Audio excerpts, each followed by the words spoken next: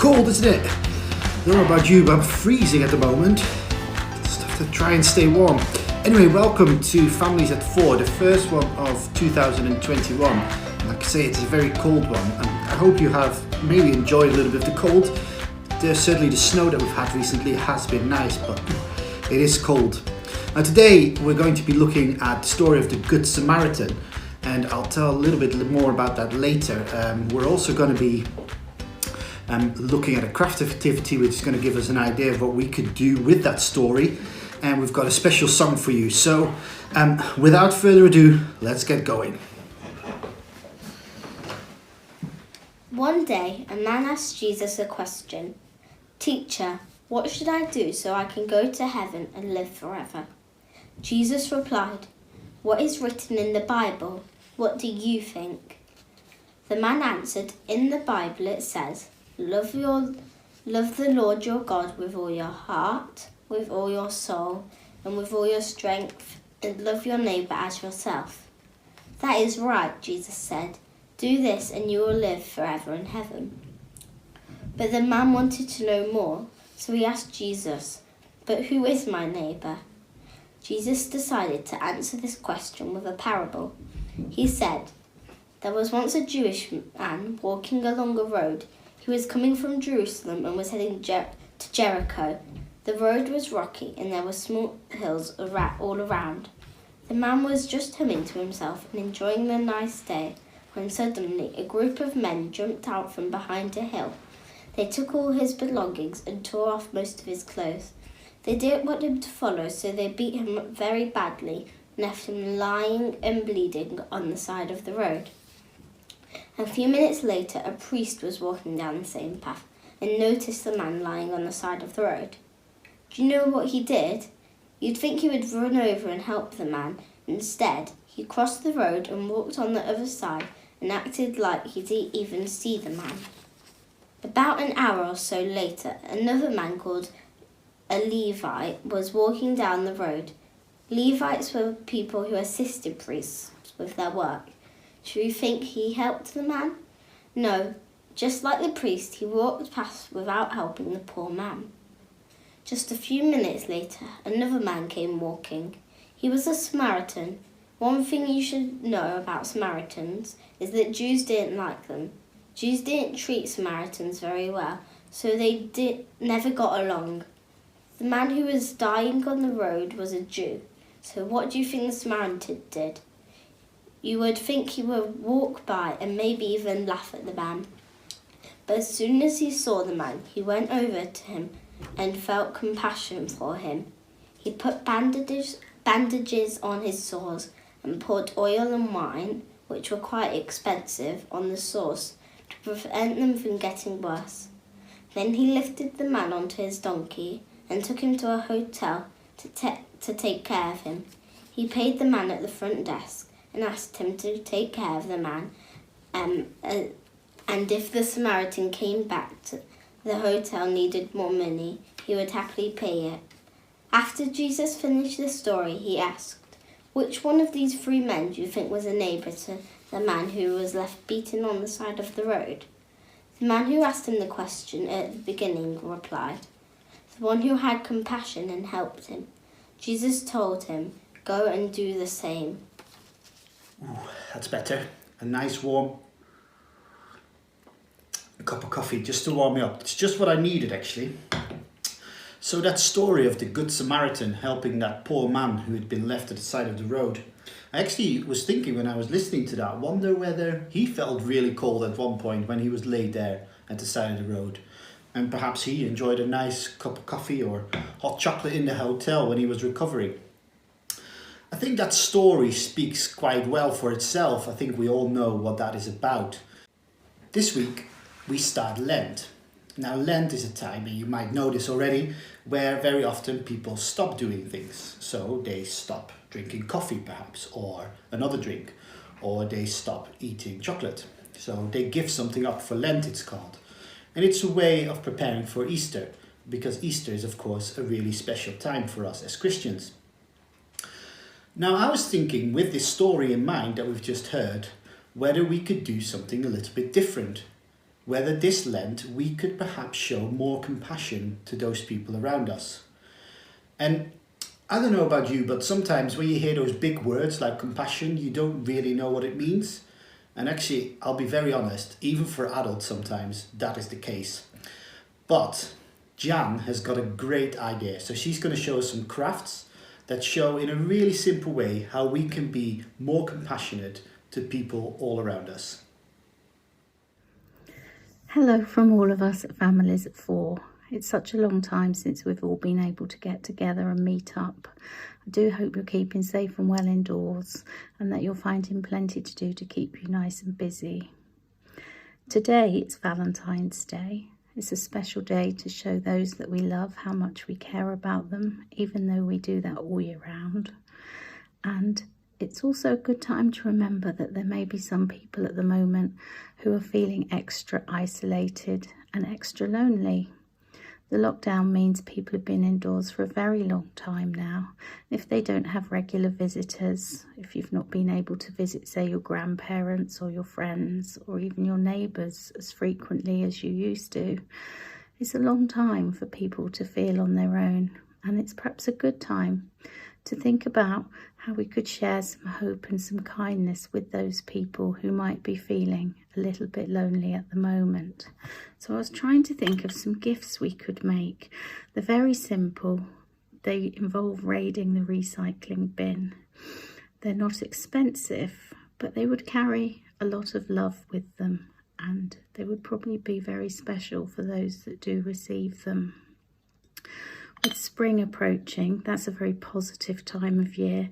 Everybody looks for signs of spring with the flowers and the weather and the more daylight and the warmer temperatures.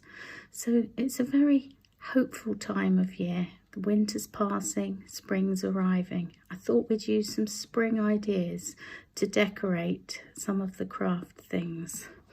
So jam jars. I had a few assorted sizes, and I decided they would make really nice little decorated holders for a tea light, a little candle tea light.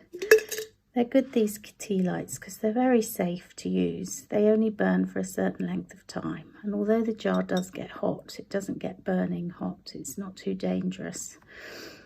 So, how to decorate a jam jar. I set about experimenting. I tried various pens and they don't all work, but I had some really lovely pens.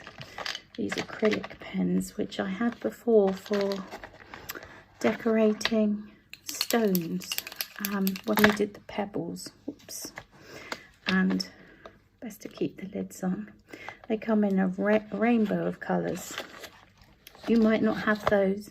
I tried permanent markers. They do work as well, but they don't dry as quickly, and you do have to be a bit patient leaving those to dry, which is worth bearing in mind. So I started with some daffodils, and I just thought of words, random words: love, safe, peace, hope. I drew some very simple grass. It seems to be less is more. You don't need to overdo it. Just a few nice little things. And if you don't have any pens, I did discover some stickers, and by just sticking on some stars and some dots, they seem to easily fill up the spaces nicely and make it all quite an attractive little tea light holder. I did a tiny little one here. It says be kind. Has a bumblebee, and he's flying around the jar with some dotted lines ending up in a nice kiss and a love heart. This is a cheerful one with rainbows all around the corners and a nice smiley sunshine with a message: the sun will come out tomorrow, let us smile, be your umbrella.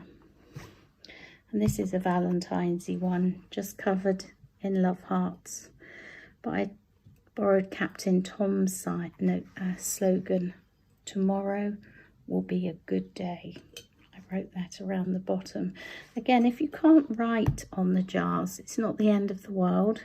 Another idea I had was to use some ribbon and a gift tag, or make a little tag, and you can just pop that over the jar, write a little message on it, and it might be something lovely to give a neighbour on their doorstep.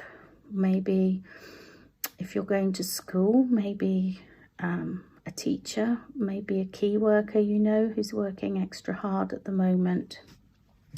Just a simple little thing. You would need help from a grown-up to light the tea lights because they're a little bit far down, and it helps to light it and drop it in. But you'd probably be giving it unlit, and that could be for the person themselves to manage the lighting. The messages and the words on them can be whatever you like. Maybe there's a particular person's name you would like to write. I even thought you could draw an animal, you could draw a face. I bet they would even have googly eyes stuck on. You could do whatever you like as your decoration.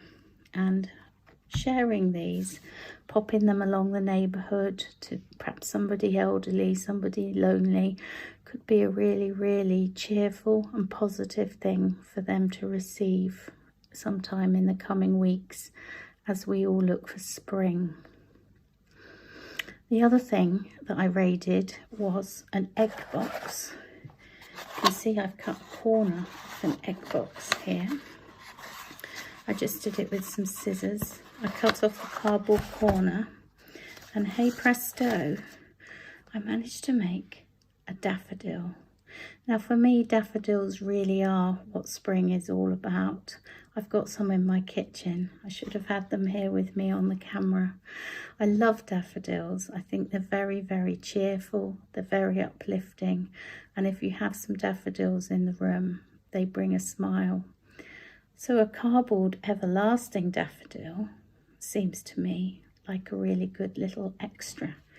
It can sit inside your jam jar even, and it could maybe be given as a gift instead of a bouquet of flowers. To make the daffodil, I had some yellow paper, and I just cut a sort of, well, it started as a square with just a triangle missing out of each point.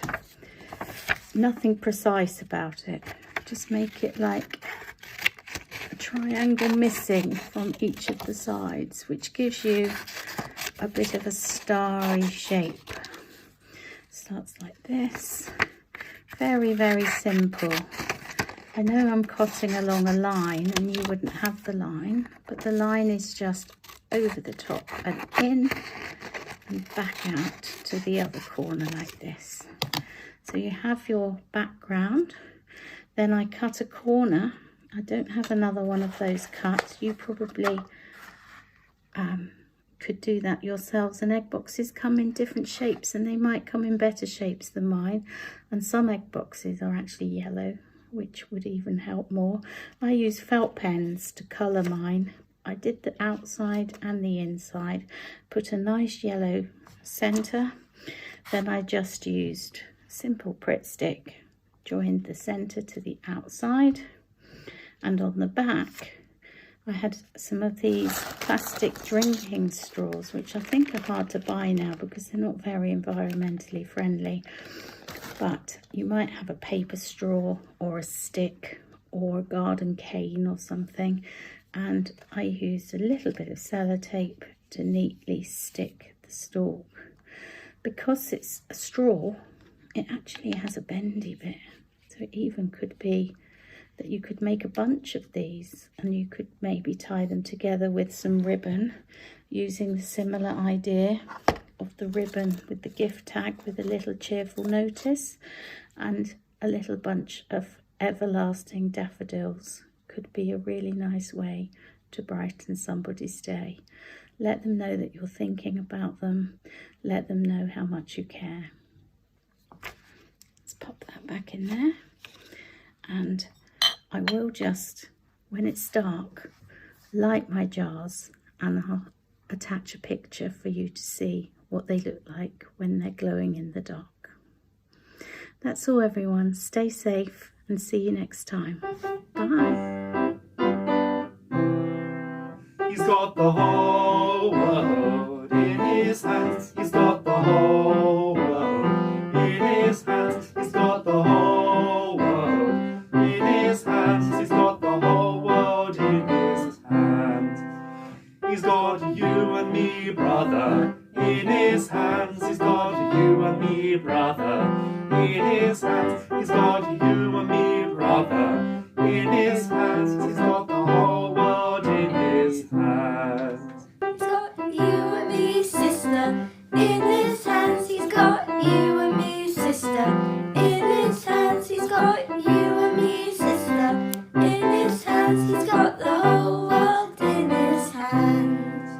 He's got the wind and the rain in his hands. He's got the frost and the snow in his hands. He's got the sun and the moon in his hands. He's got the whole world in his hands. He's got everybody here in his hands. He's got everybody here in his hands. He's got everybody here in his hands. He's got the whole world in his hands. Well, that's all from Families at Four for another month. Thanks for taking part, and thanks for all those who made this video possible. We look forward very much to seeing you again soon, hopefully in person. Springtime's on its way, so it won't be long before we can all get together again. So see you soon, have a good week, and God bless. Bye-bye.